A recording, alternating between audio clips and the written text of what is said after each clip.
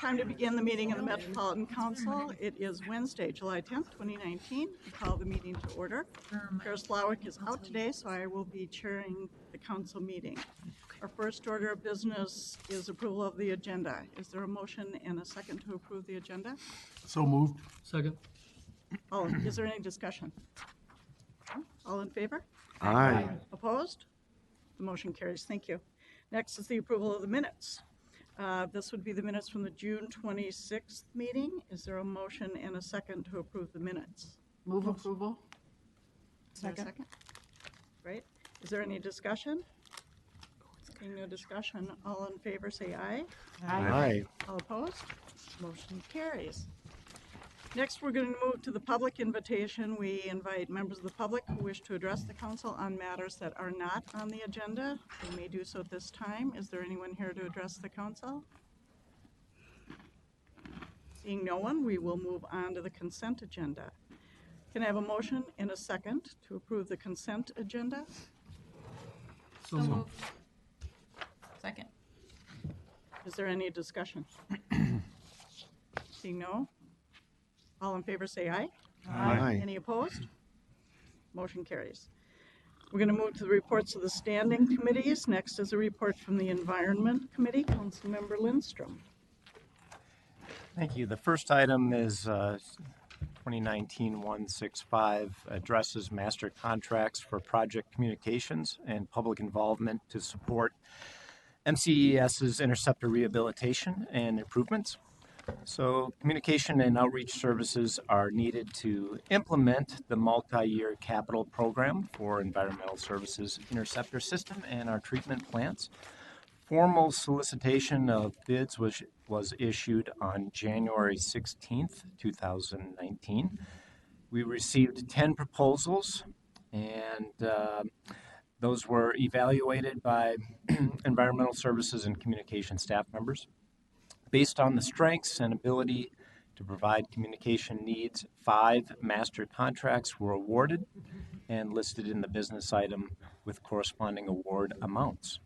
The Office of Equal Opportunity did not assign any disadvantaged business enterprise or underutilized business goal commitments for this procurement. Procurement staff contacted potential suppliers to make them aware of the solicitation. One award was identified as a disadvantaged business enterprise, women-owned business enterprise. Therefore, Madam Chair and members, I move that the Metropolitan Council authorize its regional administrator to award and execute Master Contract 18P381 for communications and engagement related to MCES capital projects to HDR Incorporated, Zan Associates, Bolton and Menk, WSB and Associates, and Black and Vetch, totaling $1.5 million. Thank you. There's a motion. Is there a second? Second. Is there any discussion? All those in favor say aye. Aye. All opposed? Motion carries. Thank you. Next, we have a report from the Management Committee. Councilmember Ferguson. There's one more environment. I think I have one more on Sorry. the list for me. You're not Councilmember done with me Lindstrom. yet. All right, thank you, Madam Chair and members. Business item 2019-192 SW, is a request to approve the 2019-2020 Water Efficiency Grant Program. This is super cool. So I encourage you to listen closely on this one. So point of use water efficiency upgrades. What we're talking about here is smart irrigation controllers, low flow toilets, things of that nature are critical strategy for efficiently using community water supplies, particularly for those water suppliers that rely on groundwater. The region's municipal water suppliers have expressed a need for financial incentives to help them implement rebate programs for end users, businesses, homeowners, whoever they may be, that will result in more efficient use of groundwater for growth and economic development. For fiscal years 2020 and 2021, the Met Council received an appropriation of $750,000 by the state legislature from the Clean Water Fund to award water use efficiency grants to communities in the metro area. Grants will range from the low end of $2,000 to the high end of $50,000 to support the purchase and installation of water efficient products. The grant program structure, administration, funding, eligibility, application process, proposed selection criteria, and reporting requirements, as well as qualified activities, are outlined in Attachment A of the business item. This grant program has been endorsed by the Clean Water Council, the Metropolitan Area Water Supply Advisory Committee. Grant applications will be brought back to the Met Council for final approval prior to contracting. And therefore, Madam Chair and members, I move that the Metropolitan Council approve the process for 2020-2021 water efficiency grants described in Attachment A of the business item and authorizes staff to advertise the availability of grant funding and solicit applications for the 2019 grants. Thank you. There's a motion. Is there a second? Second. All discussion? Yes, Councilmember Wolf. Thank you, Madam Chair. We did have some discussion at the meeting about the importance of actually getting the information out to cities so that they know to apply. And I just wanted to reinforce that. It came up again this morning at the Metro Cities Policy Committee meeting that when you have these things that come up somewhat suddenly and have a relatively short time frame to let people know about it and get their applications in, it's especially important that we reach out directly to like the water supply staff in the cities that are eligible for this and the city administrators and mayors, not in just a big newsletter that you hope they see that paragraph, but actually reach out directly specifically on this to make sure that everybody that is eligible knows about the program, has the opportunity to decide whether or not they want to participate so that we can maximize the availability of this to the cities that qualify to be a part of it. Right. Any other discussion? Councilmember Atlas Ingebrigtsen. Councilmember Wolf, was there resolution to that, or what or ideas that were shared, or what? There were several ideas that were shared, but communications staff and ES staff should have all of the contact information for the places that are eligible. We just wanted to make sure that they know that don't just stick it in a newsletter. Reach out directly about this. Madam Chair, I can just build onto that. So number one, I'd encourage all of you to reach out to your mayors or council members, city administrators. Absolutely no one is upset about getting an email saying that there's money available for your city, right? So that's just a great opportunity for outreach and connecting with your communities. And then second, we're going to be reaching out to Green Step cities. There's a listserv of Green Step city coordinators that are involved in the Green Step Cities program. So that's another good way to do some outreach too. Excellent. Any other discussion? Councilmember Johnson. Madam Chair, thank you. And just a quick follow-up. So does the Met Council have listservs with those very people on them so we can push things out quickly? Segmented by need and department. And I'm assuming Metro Cities is happy to put that information out. And then just lastly, I'm happy to push it out to my cities, but if we're all going to be doing it, maybe somebody could just create a succinct email with a link or contact information so we can push it out all in rapid fire. That'd be my only questions and comments. Madam Chair, Great point. Kate Brickman is nodding as that was going on. And Regional Administrator Vedas, did you have something to add? Only that communications does in fact have those lists. They don't have every city staff member, but they certainly have, public works directors and city administrators and those sorts of groupings and can handle that. And so I'm sure they'll include all of you. If you want to forward it again with a note on top, you're welcome to do that, but they certainly will hit those lists. Excellent. Yes, and then we're all giving the exact same consistent message to, which is really important. Okay. Any other discussion on this? Okay. There's a motion. Is there a second?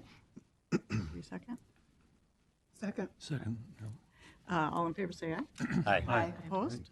Okay, motion carries, and I sure didn't mean to jump over the really cool water efficiency business item. I apologize for that. Next is the report from the Management Committee. Councilmember Ferguson. Thank you, Madam Chair.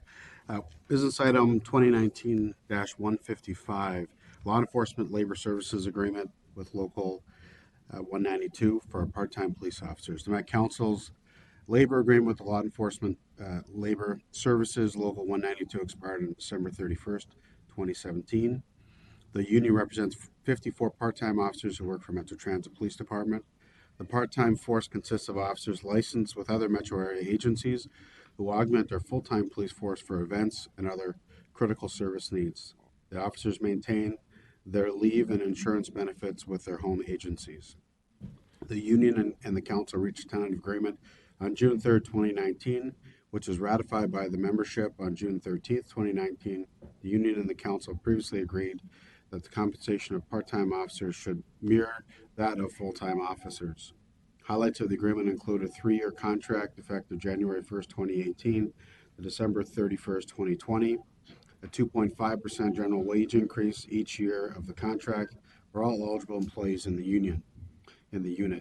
The wages negotiated in this agreement are consistent with the settlements reached with the council's other labor unions. The cost of the agreement was viewed by finance and negotiated within the economic parameters established by the council. The item was reviewed and approved by the Management Committee on June 26, 2019. And I would just add one other comment, because it was asked, is that often the police unions' labor agreements tend to be the last ones that we sign and as we go through our various labor agreements. So it's not unusual for this one to come up at this point in time. Madam Chair, the Management Committee moves approval to authorize the regional administrator to enter into a labor agreement with the Law Enforcement Labor Services Local 192 effective January 1st, 2018 through December 31st, 2020. Thank you. There's a motion. Is there a second? Second. Any discussion? Seeing none, all in favor say aye. Aye. Opposed? Motion carries. Moving on is the joint report of Environment and Community Development Committees. Council Member Lilligren. Thank you, Madam Chair. The Joint Committee report is made up of 3 cities' comprehensive plan and their comprehensive sewer plans. The first is the comprehensive plan for the city of New Brighton. It is business item 2019-147. The city is located in the northwestern part of Ramsey County, and Thrive forecasts growth of 900 new households in the community through 2040. Thrive MSP 2040 designates New Brighton as urban. Council staff has found that the city's 2040 plan confirms to regional systems plans is consistent with council policies and is compatible with the plans of adjacent and affected jurisdictions. Madam Chair, I move that the Metropolitan Council adopt the attached advisory comments and review record and take the following actions. 1, authorize the City of New Brighton to place its 2040 comprehensive plan into effect and to advise the city to implement the advisory comments in the review record for land use and water supply. And from the Environment Committee to approve the City of New Brighton's comprehensive sewer plan component of the city's 2040 comprehensive plan and to advise the city to implement the advisory comments in the review record of wastewater service. Thank you. There's a motion. Is there a second? I'll second that one. Thank you. Is there any discussion? No discussion. All in favor say aye. Aye. Opposed? Motion carries. Next up.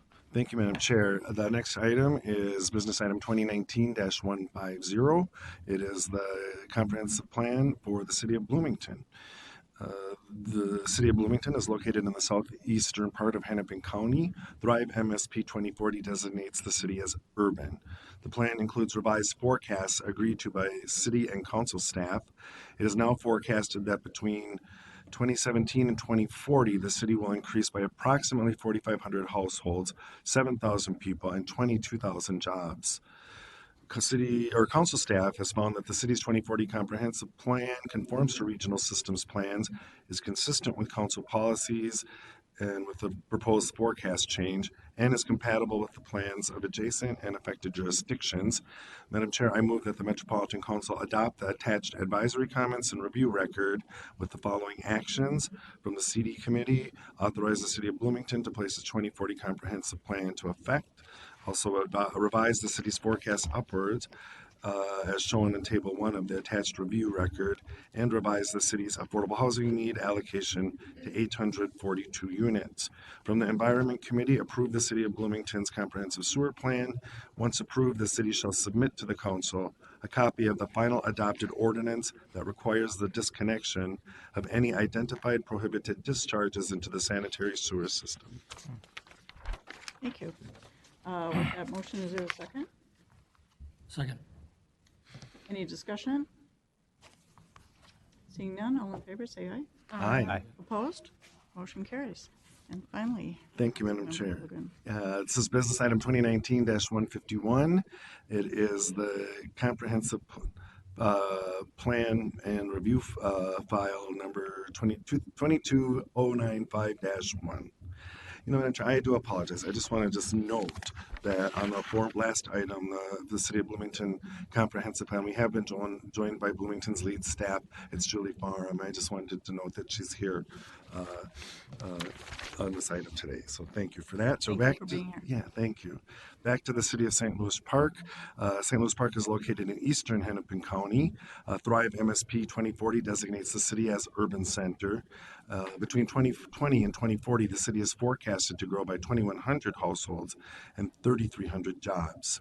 Council staff found that the city's 2040 plan conforms to regional systems plans, is consistent with council policies with the proposed forecast change, and is compatible with the plans of adjacent and affected jurisdictions. Madam Chair, I move that the Metropolitan Council adopt the attached advisory comments and review record, along with the following actions. From the Community Development Committee, authorize the City of St. Louis Park to place its 2040 comprehensive plan into effect, and also advise the city to implement the advisory comments in the review record for surface water management forecasts and water supply. And from the Environment Committee, approve the City of St. Louis Park's comprehensive sewer plan and advise the city to implement the advisory comments in the review record for wastewater. Thank you. There's a motion. Is there a second? Second. Any discussion? Seeing none, all in favor, say aye. Aye. Opposed? Motion carries. Thank you, Madam Chair. Excellent, thank you. Moving on to other business, we have an appointment to the Land Use Advisory Committee, LUAC. On behalf of Chair Slawik, I recommend that April Graves be appointed to represent District 2 on our Land Use Advisory Committee. The Land Use Advisory Committee provides advice and assistance to the Council on regional land use and comprehensive planning, and in matters of metropolitan significance as requested by the Council. At least half of the members must be elected officials of local government units. April Graves is serving a second term on the Brooklyn Center City Council and has been liaison to the Parks and Recreation Commission, the Crime Prevention Commission, and the Brooklyn's Youth Council. She also has experience working in collaboration with developers and community members to plan and create spaces that feel welcoming, are safe, efficient, environmentally sustainable, and are accessible to all. I'd like to thank Council members Wolf, Johnson, and Lindstrom for serving on the Land Use Advisory Committee nominating committee panel. Not only did they host interviews for District 2 candidates on June 19th, but they also helped fill all the vacancies for Districts 1 through 16 in March and April. Is there a motion to approve this 4-year appointment to the Land Use Advisory Committee? Motion to approve. Is there a second? Second. Any discussion? All in favor say, Councilmember Wolf? Thank you, Madam Chair. We had some fantastic candidates for the position.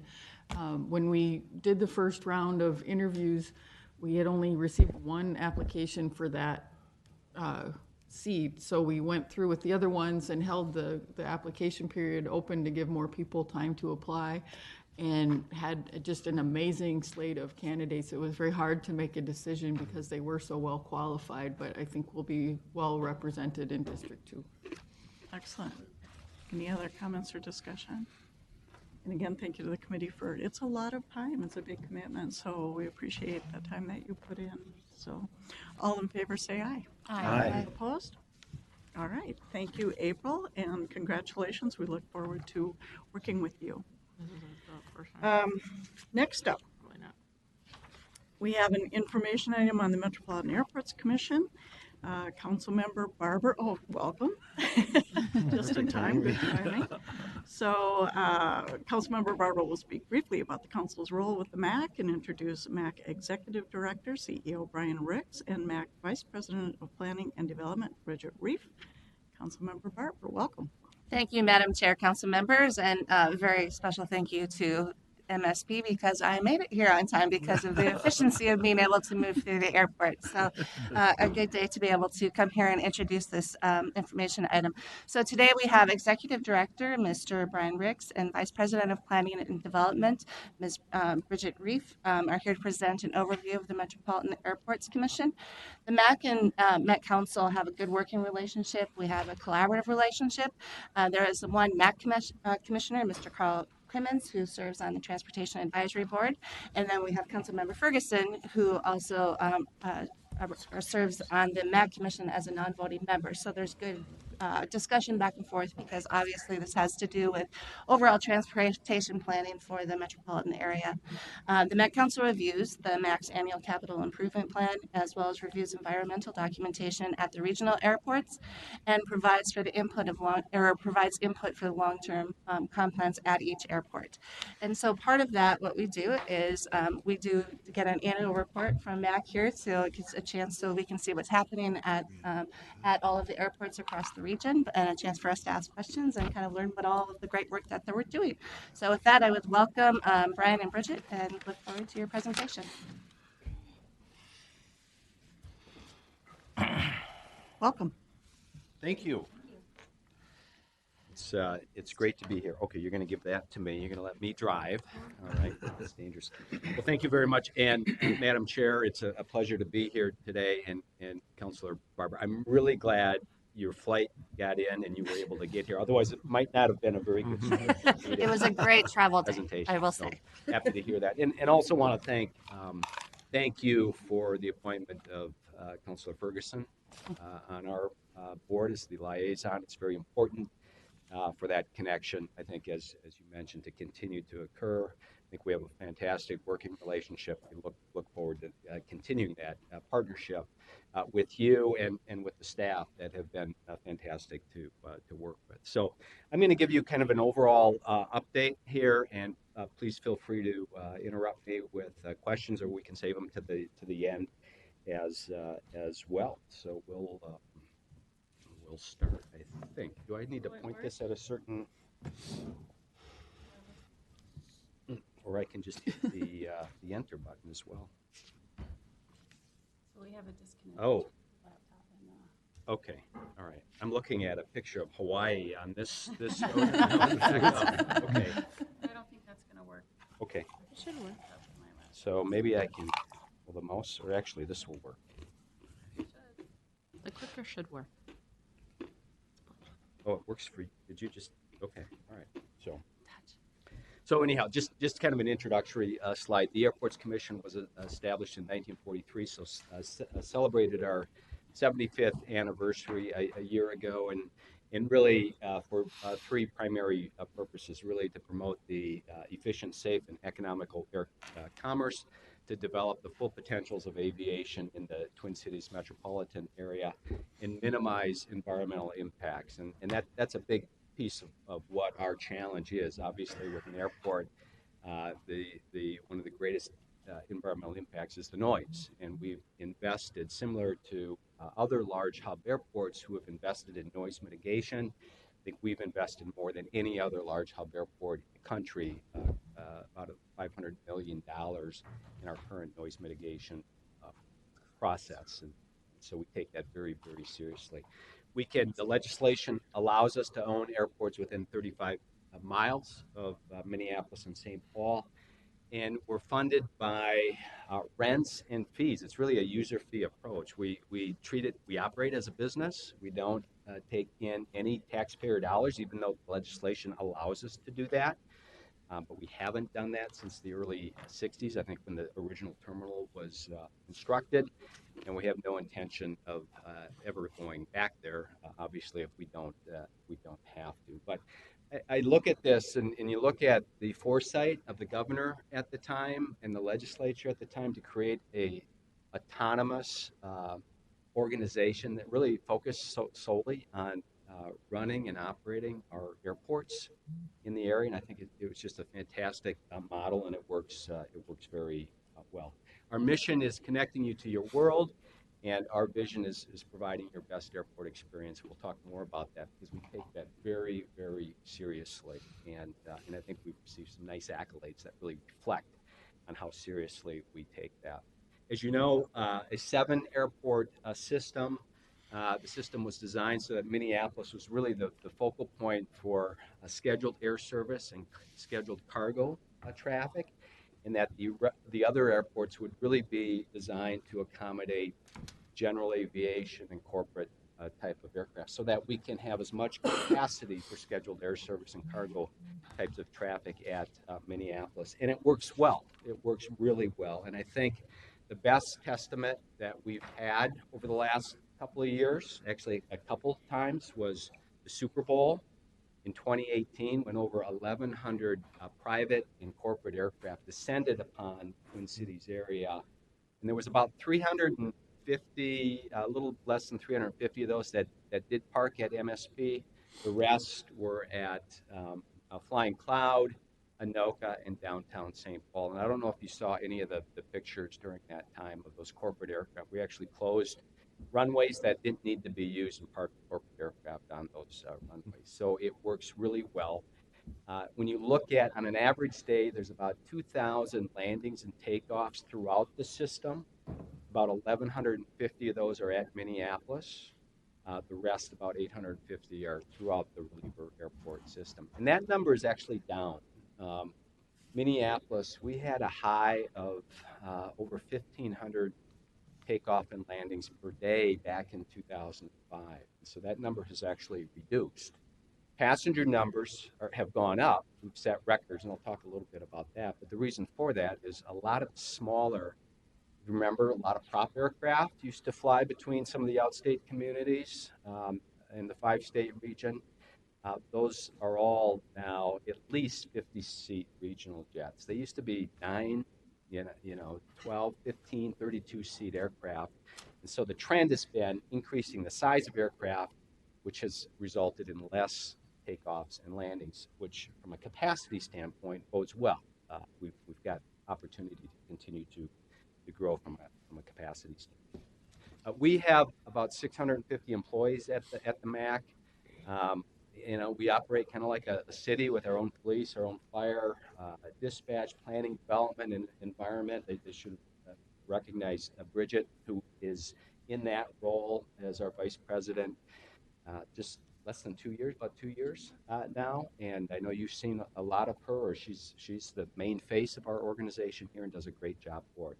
So planning, development, our maintenance department, our maintenance guys plow the runways in the wintertime. They mow the grass, change the light bulbs, and really do a great job of maintaining these facilities. And it's a big job and unique. It's a unique environment, obviously.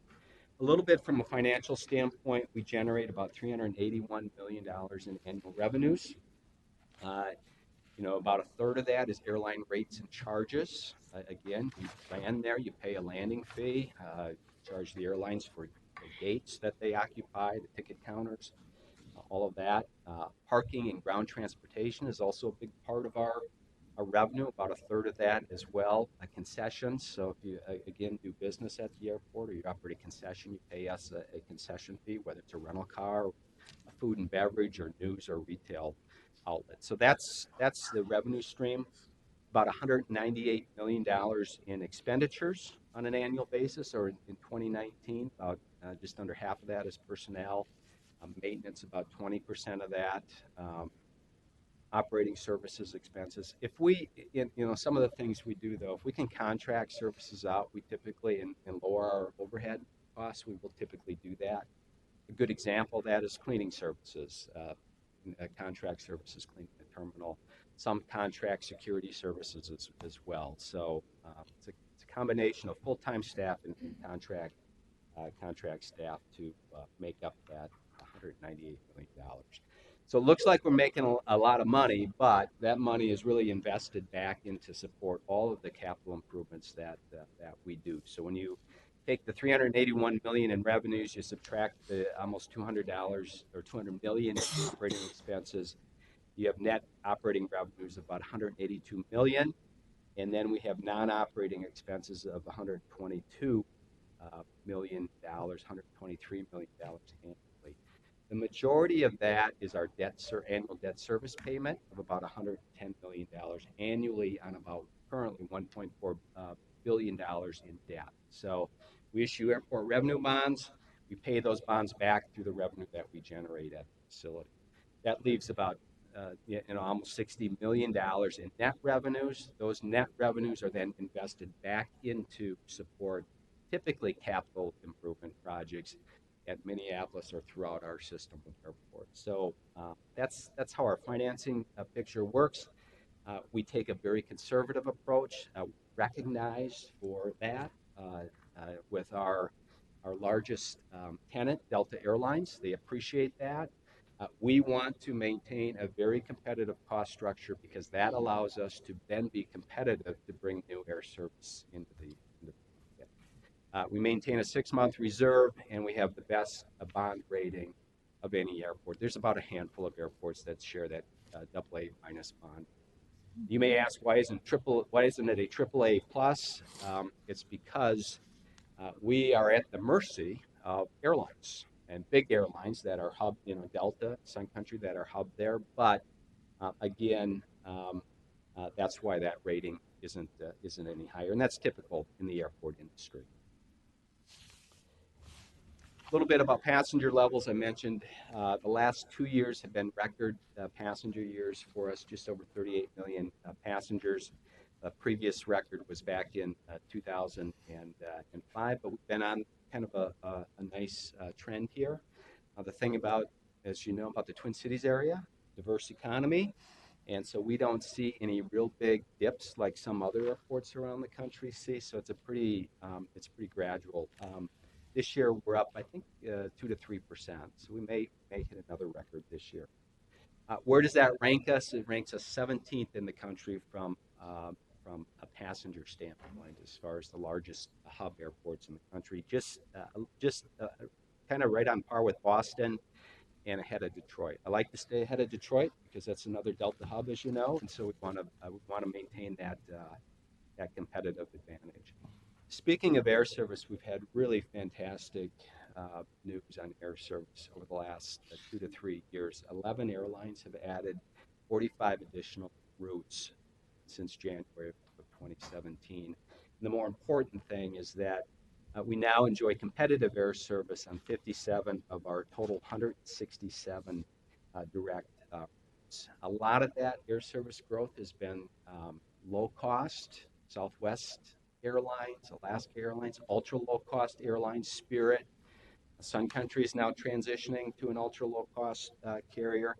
A lot of that growth has been through those types of carriers, which has meant a couple of things. One, airfares have dropped 18% since 2013, so that's a good thing for consumers. When airfares drop, it stimulates air travel, and there's more demand, and it gives us additional opportunity to go after additional routes. So that's been a really positive impact. One of the challenges with the air service that we are experiencing is that air service, the low cost, the ultra low cost, is not connecting traffic.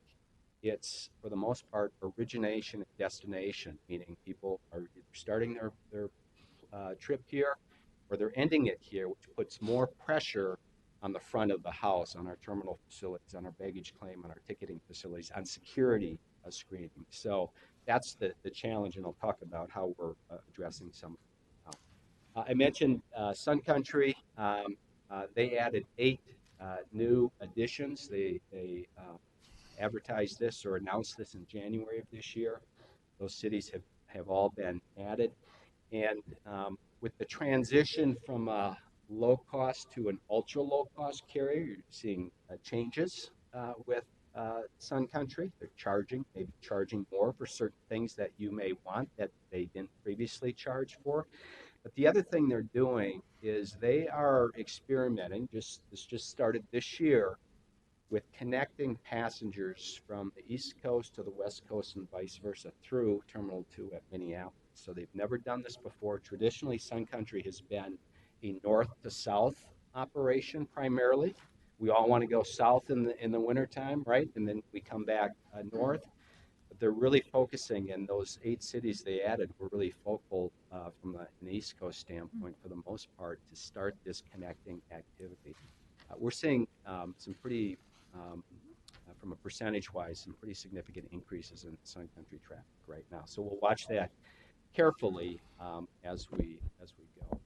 You've probably heard a little bit about some of the international announcements. It's been a great year. I don't know if we've ever had 3 major international announcements before, but Delta started Seoul service on April 1st. The Seoul service goes through a joint venture with Korean Air at Incheon Airport. I had an opportunity to travel through there just the week after this opened. Well, I actually had to go a few days before this service started. I had to go to Detroit, to Seoul, and then I was destined for Hong Kong, but it took me, I think, 22 or 23 hours total trip time. Coming back, I was able to take the flight from Hong Kong to Seoul and then direct to Minneapolis. It shaved, I think, 6 or 7 hours off my travel time. So fantastic air service. You can connect to 80 other destinations in Seoul. And the Incheon Airport is fantastic. I mean, brag about our airport. This airport is fantastic as well. So if you have that opportunity, you'll really enjoy that connecting opportunity. Also, not too long afterwards, June 8th, Delta announced Mexico City service. This is fantastic. Again, they have a agreement with Aeromexico and allows you to connect to over 40 different destinations through Mexico City, and that's obviously a very important trade partner for us in Minnesota, and something certainly welcome. And then just last week, we cut the ribbon on new nonstop service to Dublin with a new international flag carrier, Aer Lingus. Aer Lingus is not, from a pricing standpoint, they're kind of in the middle between low cost and a full service carrier. But I did have an opportunity to fly on them as well when they made the announcement in Dublin about a year ago, and it is fantastic service. So great announcements that we've had recently. And then we're hoping that we'll have Delta service nonstop to Shanghai next year. Delta applied for a slot that American is not using. American has, we just heard a couple of weeks ago, American has given those slots up, so we think our chances are very good having that nonstop service to Shanghai. So between Seoul, Shanghai, it's great additions to Asia, and it's something we certainly needed. We're short on your really primary way to get there before was going to Detroit. I mean, we've had Narita and Haneda service for a long time, but that was really about it. So good news on this development. All in all, when you look at the total air service portfolio, 17 carriers providing service, it's a good portfolio because you have the full service carriers like the Deltas, the Americans, the Uniteds. You have low-cost carriers, Southwest, Alaska. You have ultra-low-cost carriers, Spirit, Frontier, now Sun Country. So it really covers the full realm. So it's, I should have mentioned JetBlue too, which has been just an addition in the last couple of years. So fantastic service. So one of the reasons, I touched on this a little bit, one of the reasons we've been able to be successful from an air service development standpoint is our costs for plane passenger are low. This is a metric that the airlines look at very closely. When you can stack us up against the 30 major hub airports, our cost per plane passenger, and this is a metric where you add up all the costs airlines to operate the airport, you divide it by the passengers, and you come up with a number of $6.50. We are in the bottom quarter of your hub airports, and that's a good place for us to be. We're committed to staying in that area, and it helps us promote our airport and our region to carriers.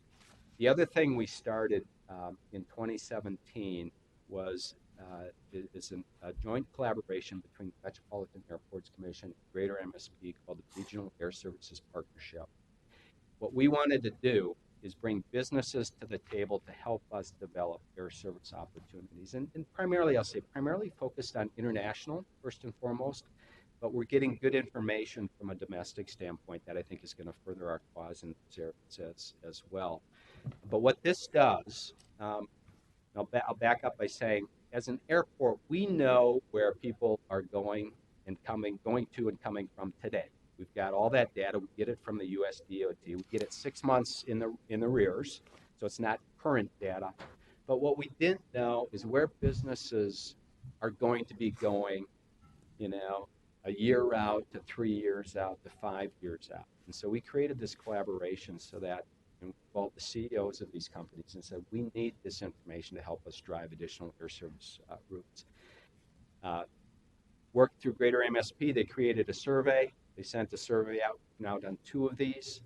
And we take this information, we bring it to the airlines, and the airlines have responded with these international air service announcements. The feedback we've got from Delta and other airlines is we've never seen a community do this before. This is great. Keep doing it. And so it's a great, I think, collaborative partnership where we've really been able to take air service development to the Madam next Chair, level. Oh, yes, if I Councilmember may, Johnson. day job is Greater MSP. Oh, sure. And we are so grateful for your leadership. And this partnership really works because, again, you guys are experts at what you do. The airlines are experts at what they do. But what Greater MSP can bring to this is we can go under NDA with those businesses so that they're not giving away trade secrets or information that they would not otherwise provide. And without your leadership, none of that would happen. So we're just so thrilled to have you leading the MAC and this wonderful collaborative spirit, and it really has such a positive impact on our economy and sets us apart on many different levels. So thanks, Brian. Thank you, Councilor Johnson. Appreciate that a lot. Appreciate that. And it is, to her point, if we get information, it's public information. So that's the key with Greater MSP is their connection to the business community and the ability to keep information that they need to keep confidential. So, move into MSP Reimagined, which is really our $1.6 billion development program that we're currently under. It started back in 2015, late 2015, and runs through about 2023.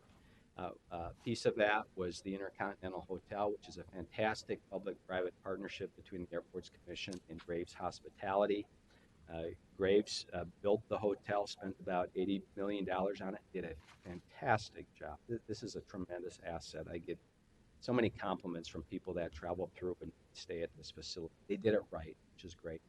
We invested about $20 million in infrastructure to support that facility and also built the Skyway over to Concourse C. So that's been a great addition. They also have about 30,000 square feet of event space.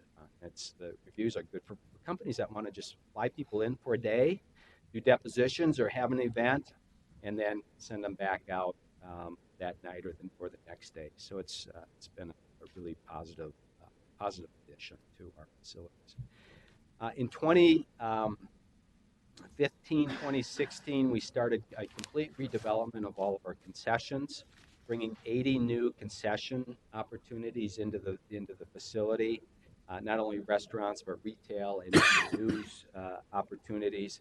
The goal was to bring local flavor into the airport. When people come through here for the first time, or whether it's the first or second or third time or whatever, we want them to get a sense of what Minnesota and the Twin Cities region is all about. I think we've really been able to do that through bringing in so many local venues. You do need national chains as well, because you have parents, small children that want to eat at McDonald's or somewhere else that is very affordable. But this has been a fantastic story. So we're in the second phase of this process right now. That phase will wrap up at the end of this year, and it'll be just a great end state as we move forward. Madam Chair.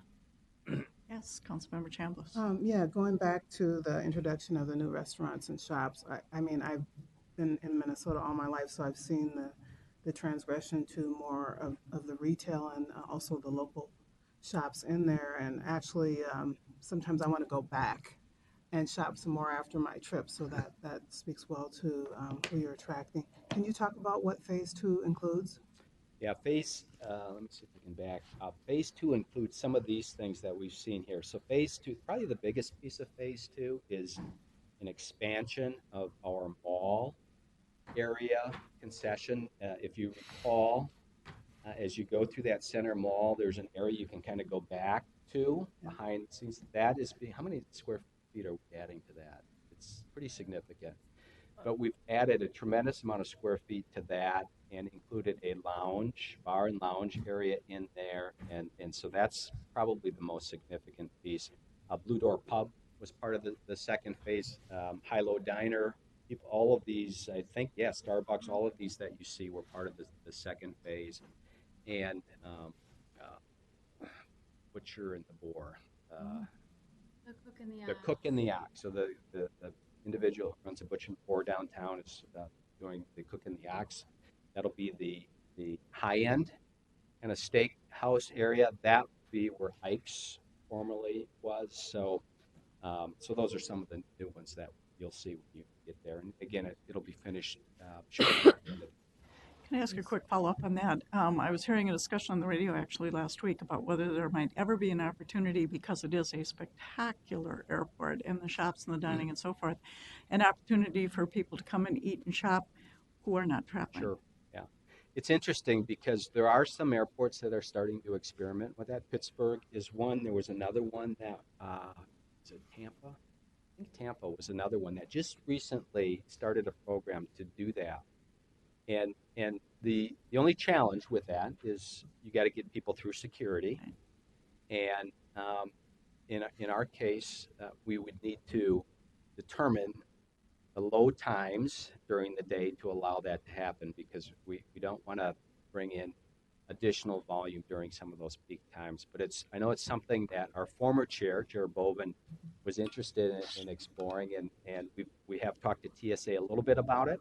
They've pushed back because of the volume of the checkpoints, but it's something that I think eventually we'll take a closer look at. Good question.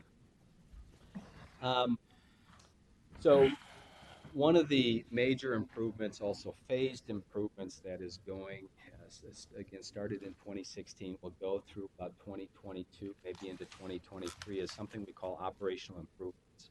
And this is, we're actually adding 15 feet to the front of the Terminal 1 along the entire length. And that, again, that will be complete by 2022. But really the idea is a complete remodeling, or it's not the idea, it will be a complete remodeling of the ticketing area, the baggage area, and the vertical circulation element. So we opened the first phase of this just prior to Super Bowl, and that additional square footage we had was wonderful when we put about 62,000 people through security screening the day after the big game. But again, more natural light will be involved in these spaces. As you know, our baggage claim is kind of a dark and dingy area. It's going to be lightened up. We're raising the roof as much as we can down there, completely redoing the baggage claim carousels to add additional capacity. Elevators and escalators are being realigned instead of going up this way and causing a bottleneck, because what happens as people would go up, they would look both ways and they would stand there and you would create congestion. Now we've got elevators and escalators going each direction so that individuals can go in each direction, and a central bank of elevators that will go straight up between the levels. The goal here is to create a consistent experience all the way through the facility, whether it's from your vehicle at the curb to the gate or vice versa, and this project will certainly do that. We're going to have, I think, what would be the largest public art display. There'll be a hole cut between the two levels, and so it's going to be a wonderful addition, again, from a first impression standpoint to our region. We're also building a 5,000 space parking ramp with an auto rental and transit facility in it that will be complete in 2020. We run out of parking typically on Tuesdays, Wednesdays, and Thursdays during certain periods. This will solve that problem. And so we're looking forward to having that project complete here in just about a year. One of our big challenges is congestion at our curb front, especially given all of this construction activity. One way to help alleviate that is Delta opened a new passenger check-in on the east side curb front. So we've got kind of two roadways that go. This is as you're coming up the left-hand roadway, so we think that will help relieve some of that congestion as well. This just gives you a little bit of a picture in this area, and this is that building in the middle is the U.S. Post Office. Just to the left of that is our old parking plaza that you would go through and pay for parking. To the right of that post office is where the hotel is now. A little bit further right is where our new parking plaza. So I'll just give you a sense of how that area has changed in the last 2.5, 3 years. So again, hotel there with the skyway over to Concourse C, the new exit plaza to the right, and the parking ramp being constructed just to the left of the post office. The plan here with the hotel, you can see that skyway, is that to your bottom left is the end of Concourse G. We have the ability to expand that concourse further to the east, and if we ever do that, we can extend that skyway so that passengers will have access to Concourse G as well. A little bit about reliever airports. I'll quickly go through each one. Air Lake Airport, about 33,000 landings and takeoffs, 142 based aircraft. We're doing some work there. We're extending both runway ends slightly.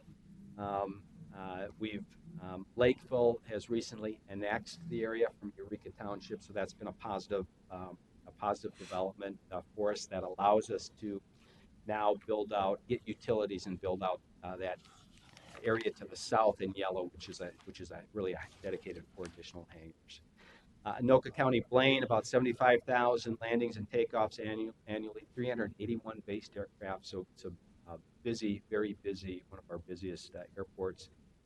Longest runway is 5,000 feet. Got a control tower there as well. Crystal Airport, we're doing, and I know you've approved a long-term comp plan for that.